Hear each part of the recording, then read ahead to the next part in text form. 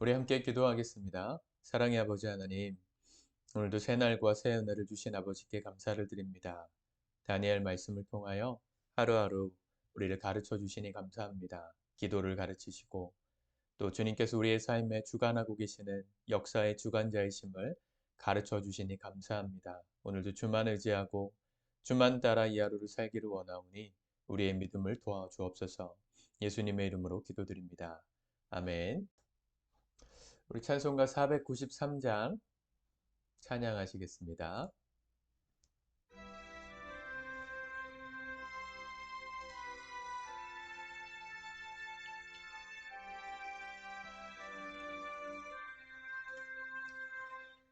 하늘 가는 밝은 길이 내 앞에 있으니 슬픈 일을 많이 보고 늘 고생하여도 하늘 영광 밝음이 어두운 그늘 해치니 예수 공로 의지하여 항상 빛을 보도다.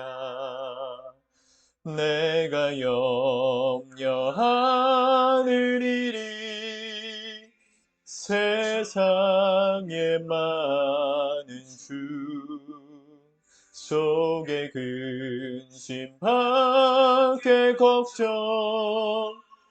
내 시험하여도 예수 보배로운 피 모든 것을 이기니 예수 공로 의지하여 항상 이기리로다.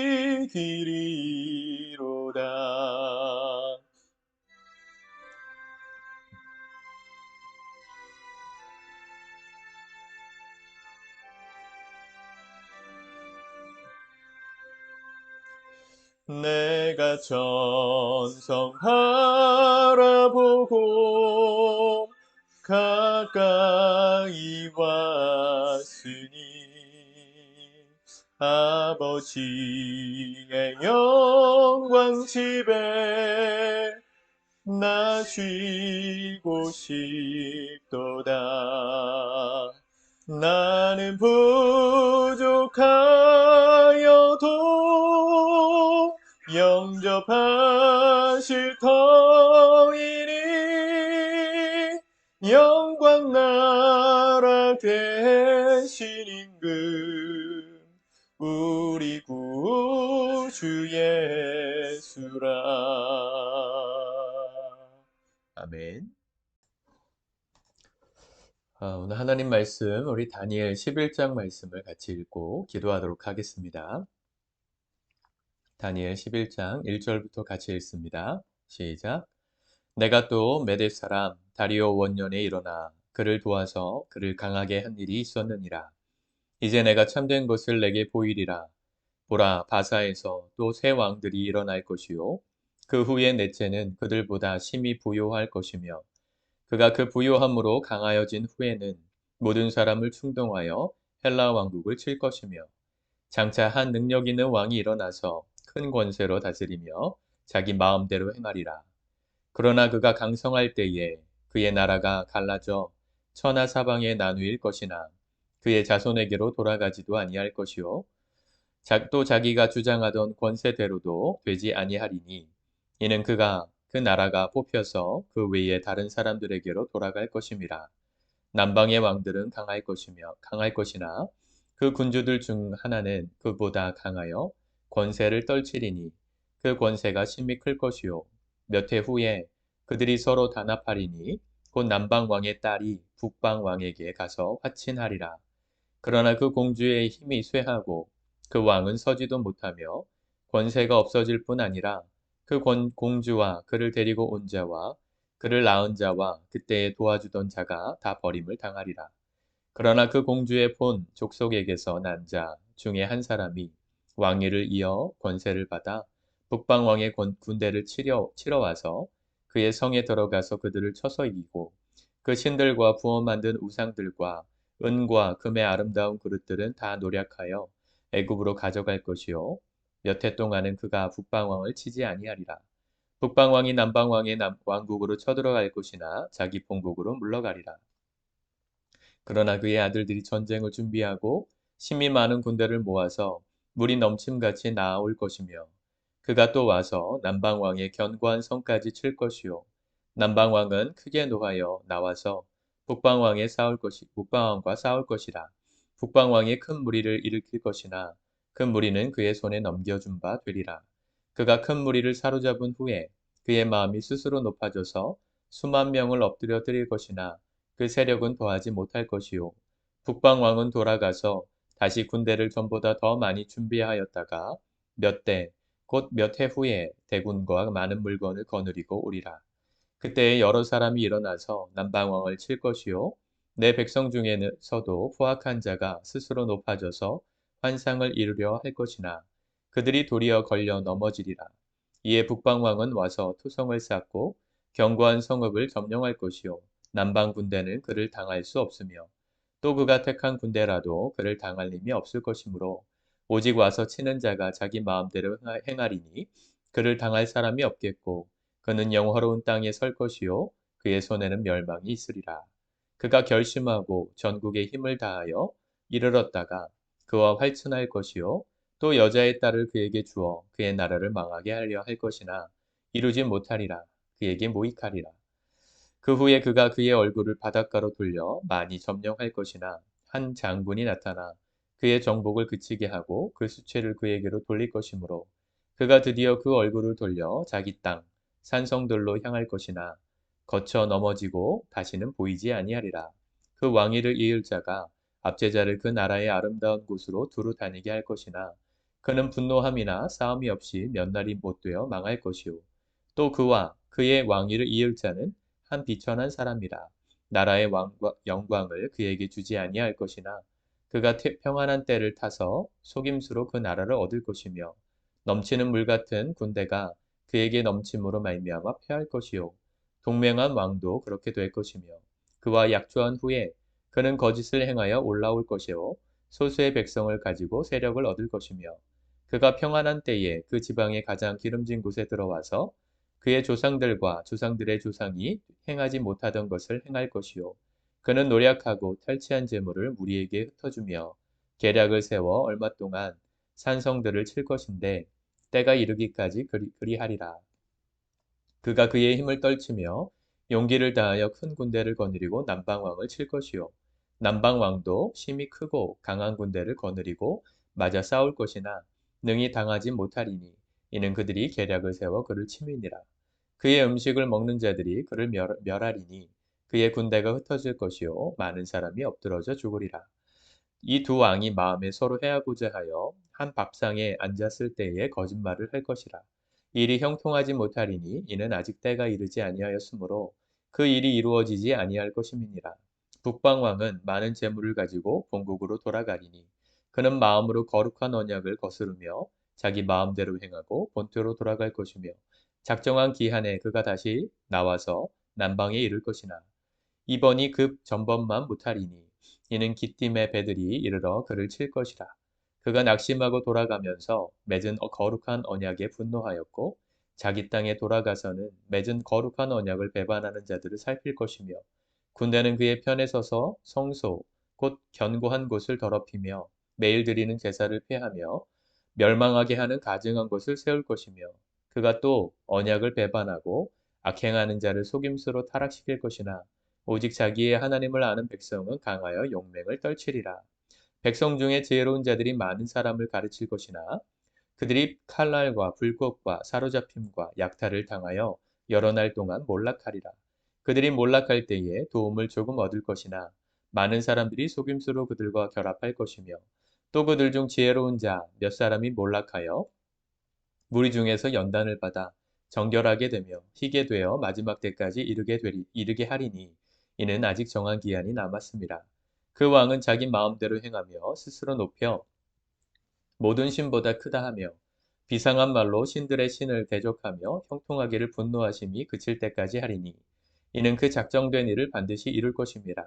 그가 모든 것보다 스스로 크다 하고 그의 조상들의 신들과 여자들이 흠모하는 것을 돌아보지 아니하며 어떤 신도 돌아보지 아니하고 그 대신에 강한 신을 공경할 것이요 또 그의 조상들이 알지 못하던 신에게 금, 은, 보석과 보물을 들여 공경할 것이며 그는 이방 신을 힘입어 크게 견고한 산성들을 점령할 것이요 무릇 그를 안다 하는 자에게는 영광을 더하여 여러 백성을 다스리게도 하며 그에게 뇌물을 받고 땅을 나누어 주기도 하리라.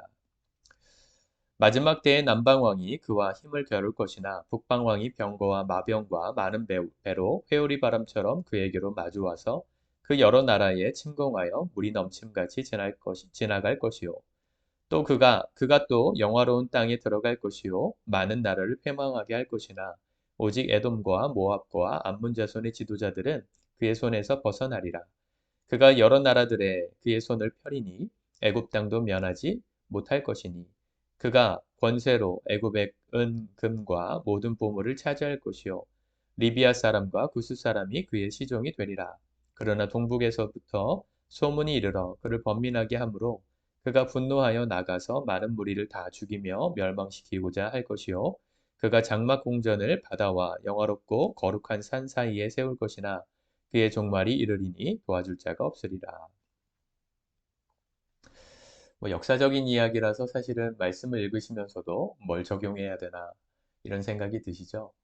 이 성경은 우리 개인적인 길에 대한 지침을 주는 말씀이기도 하지만 역사를 주관하시는 하나님의 주관, 그 역사의 주관자 되심을 드러내는 책이기도 합니다. 이 성경을 읽을 때 이런 부분이 걸리거나 오늘 읽었던 이런 말씀들을 읽으시면 어렵다 느껴지시고 또 이해가 잘 안 되잖아요.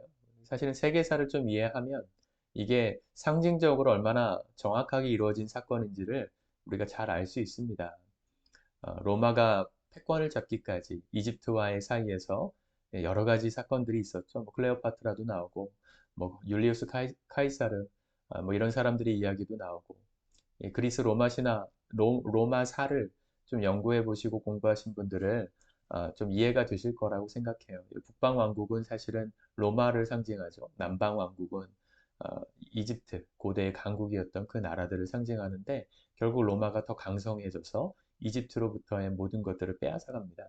그 시대 모든 것을 다 로마가 지배하게 되는 상황들을 설명한 것인데 그, 그 어디죠? 그 종편 텔레비전 방송 중에서 그 무슨 세계사 강의하는 프로그램이 있더라고요. 벌거벗은 세계사인가요?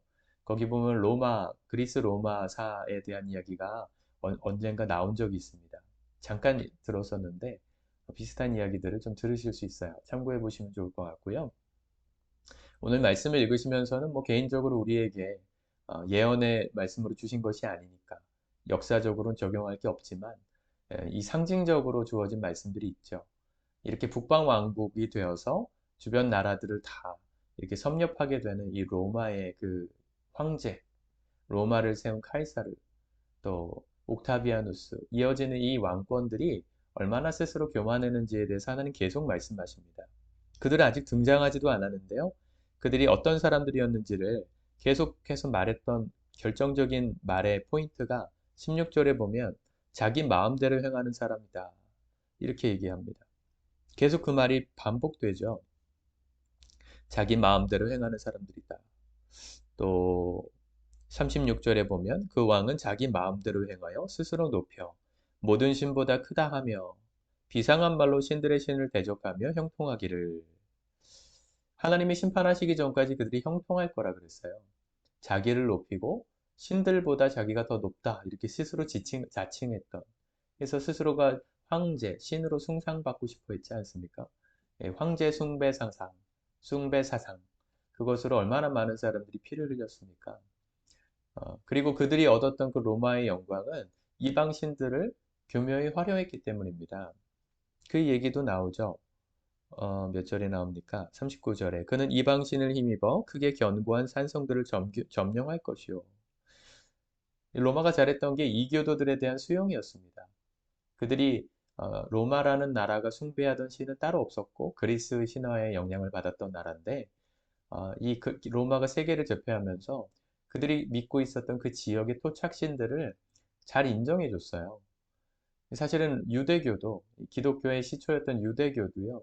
그래서 로마의 속국으로 있었을 때 이 본디오 빌라도나 또 헤롯 이런 사람들을 파견해서 이 유대의 유대교들을 지배하고 통제하도록 했지 않습니까? 잘 통제가 됐으면 별 탈 없었을 텐데 유대교만큼은 유독 황제 숭배 사상에 반기를 들고 하나님만 섬겨야 된다 이래서 가장 많은 핍박을 받았었죠. 뭐 이런 이야기들이 오늘 그려져 있는 것입니다. 세상의 왕들은 하나님보다 자기가 더 높다고 생각합니다. 그런 자들은 형통한 것 같아 보이지만 기한이 차기까지만 그런 것이고요. 그 시간들을 통해서 하나님이 또 하시는 일들이 있다는 것을 우리는 말씀을 통해서 역사를 통해서 배우게 되는 것이죠. 아이러니하게도 그 로마를 통해서 기독교가 전 세계로 퍼져나갔습니다. 로마가 세상을 지배하고 도로를 닦는 바람에 사도 바울의 복음이 고속도로를 타고 유럽 전역으로 퍼져나갈 수 있었던 것이죠. 하나님의 역사는 언제나 양면성이 있습니다. 우리나라도 식민 통치 하에서 기독교가 태생했고 자라갔습니다. 이 땅이 일본에 고통받고 또 압제 가운데 나라가 망한 상황들이 되었을 때 사람들이 각성해서 하나님께 부르짖어 기도할 줄 아는 사람들을 변화시키신 거예요. 그렇다고 일자가 우리에게 뭐 도움이 되었다 이런 말을 하고 싶은 건 아니지만 하나님은 역사를 통해서도 불의한 자들의 형통을 통해서도 하나님이 하시는 일들이 있습니다. 우리가 보고 판단하고 우리의 생각이 좋고 옳고 나쁘고를 가지고만 판단할 수 없어요. 왜 우리 이 시간에 코로나가 이렇게 2년 동안 우리 전 세계를 장악했는가? 하나님 뭐 하고 계시는가? 하나님 분명히 하고 계시는 게 있습니다. 그런 하나님의 보이지 않는 역사에 주관하시고 계시는 것들을 다니엘은 기도하면서 보았던 것이죠. 우리도 기도하면서 하나님의 뜻을 구하며 살면 이 시간들을 통해 하나님이 하시고자 하는 일들이 있다는 걸 발견하게 돼요. 실제로 코로나 시대를 통해서 우리가 온라인 예배를 시작하게 됐고 그걸 통해서 우리 지금 어, 온라인 교회 성도로서 함께 참여하는 가정들이 한 세네 가정 정도 됐거든요. 이 성도들도 함께 기도하는 가정들로 온라인을 통해서 묶일 수 있었던 것도 하나님이 하신 일들이죠. 또 코로나 시대를 통해서 하나님은 썬데이 크리스찬, 정말 주를 믿지 않던 그냥 종교 생활하던 자들을 많이 잘라내셨어요. 요한복음에 보면 주님께서 포도나무를 가꾸시는 농부의 이야기를 하시면서 이 포도나무가 열매를 맺지 않으니까 잘라버리려고 해요. 가지치기를 잘해야 포도가 연그는 포도가 더 맛있게 연글거든요. 영양분이 그쪽으로 다 집중되어서 하나님은 지금 이 시대를 통해서 우리의 신앙을 정결하게 하시는 것입니다. 안타까운 건 떨어져 나가고 있는 사람들에 대해서는 정말 안타깝지만 남아있고 버티는 사람들, 끝까지 믿음을 지키려고 하는 사람들의 믿음은 더 깊어지고 있다는 것이죠. 우리의 상식과 우리가 보는 판단만 가지고 하나님의 일들을 판단하지 마십시오. 내가 원하는 것이 이루어지지 않았다고 하나님이 우리를 저주하시거나 아무것도 안 하시는 게 아닙니다. 하나님은 지금도 성실하게 세상을 주관하고 계십니다. 누가 그걸 파악할 수 있을까요? 기도하는 사람이. 기도하는 사람이 그걸 파악할 수 있는 것이죠. 오늘 그 말씀이 나오잖아요. 32절에 보면 그가 또 언약을 배반하고 악행하는 자를 속임수로 타락시킬 것이나 오직 자기의 하나님을 아는 백성은 강하여 용맹을 떨치리라. 그런 시대에 그렇게 핍박이 있고 세상에 언약이 배반되고 악행을 하는 자들이 득세하는 시대에 하나님을 아는 백성, 자기의 하나님을 아는 백성은 어떻게 살아요? 강하여지고 용맹하여진다. 아멘이신가요? 여러분, 우리의 삶이 그렇게 살아갈 수 있게 축복합니다. 하나님을 아는 사람들은요, 영어로 보면 확고하게 그렇게 악행하는 사람들을 resist, 저항하고 반대한다고 성경은 써져 있습니다. 하나님의 뜻대로 살지 못하는 사람들의 형통을 보고 부러워하는 게 아니고요. 자기의 하나님, 하나님이 어떤 분이신지를 정말 아는 백성들은 강하게, 확고하게 그들을 저항하면서 살아요. 그들을 따르지 않아요. 이게 하나님 믿는 믿음의 사람들의 삶입니다. 오늘 우리가 그렇게 살았으면 좋겠습니다. 하나님, 우리 시대에 하고 계시는 일들을 기도하며 발견하게 하옵소서. 하나님이 하고 계시는 일들이 발견되면 세상이 어떻게 돌아가든 요동할 수 없습니다. 우리 마음이 흔들릴 수 없습니다. 하나님이 이 일을 통해서 무슨 일을 하고 계시는가를 보면 우리가 믿음으로 살아가기 굳건하게 설 수밖에 없거든요. 오늘 그 믿음을 구하면서 하나님을 깊이 알아가게 하옵소서. 기도함 가운데 말씀을 통해 하나님께서 지금 하고 계시는 그 일들을 분명하게 신뢰함으로 흔들리지 않고 세상에 악행하는 자들을 저항하고 반대하며 믿음의 길을 걷는 저와 여러분들이 될 수 있도록 이하로 살아가시기를 축복합니다. 기도하겠습니다. 하나님 감사합니다. 오늘 주께서 주시는 말씀을 붙들고 오늘도 주를 깊이 알아가기를 원합니다. 기도함 가운데 세상의 주관자 되시는 주님을 더 깊이 보게 도와주시고 그래서 흔들림 없는 믿음으로 주님의 길을 걸어가는 우리 모두 될 수 있도록 축복하여 주시옵소서. 예수님의 이름으로 기도드립니다. 아멘.